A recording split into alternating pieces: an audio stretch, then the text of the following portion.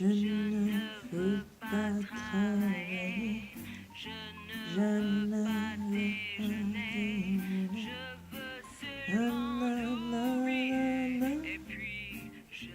Oh pardon. Excuse-moi, j'avais pas vu que t'étais là. Bah écoute, tu veux rester avec moi? J'allais justement me plonger dans les années 1940, plus précisément en 1947. Tu veux savoir ce qui s'est passé? Bah écoute, je te propose de rester avec moi. Vas-y, installe-toi.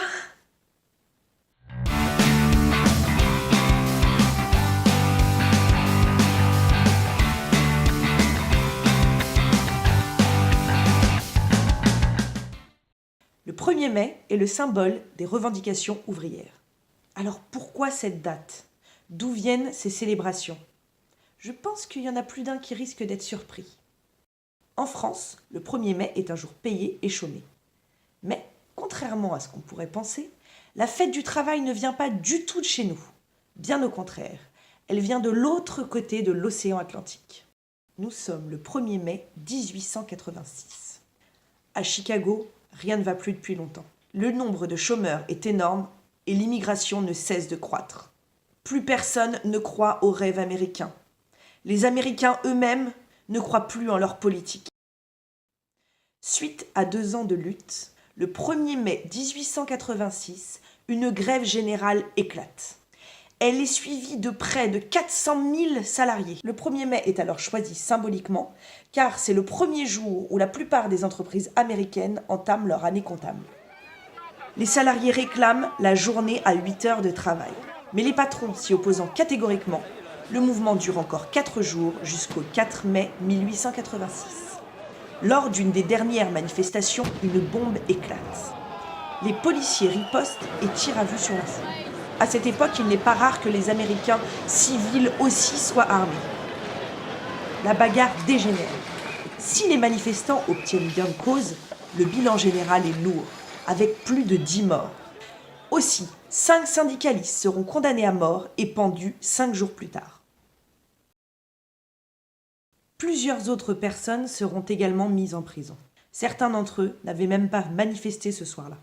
On apprendra plus tard que c'était un coup monté de la police. Les policiers avaient utilisé cette bombe pour condamner un acte plus global. Les condamnés ont été choisis non pas pour leur culpabilité, mais bien parce qu'ils étaient meneurs dans tous ces mouvements.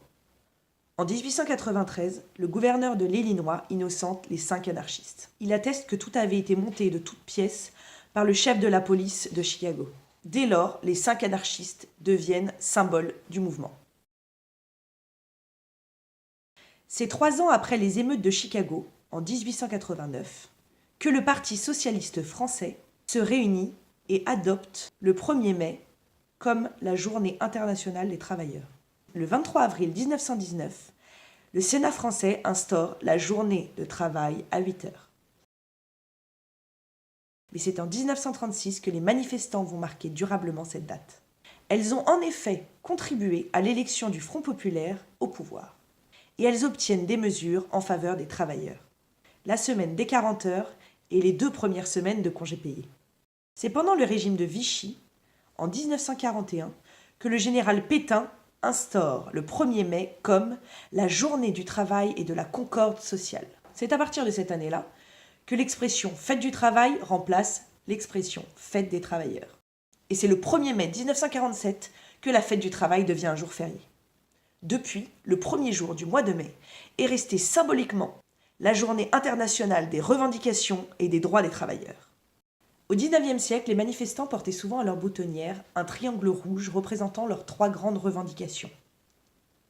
8 heures de travail, 8 heures de loisirs, 8 heures de sommeil. Mais l'insigne sera très vite remplacé par une feuille d'églantine, puis par le fameux muguet. En effet, au début du XIXe siècle, acheter un brin de muguet, censé représenter le renouveau et le printemps, devient une tradition dans toute la France. Et aujourd'hui encore, la législation française autorise le 1er mai n'importe qui à vendre du muguet sans payer de taxes. Sur ce, je vous souhaite à tous une bonne fête du travail et je vous dis à bientôt.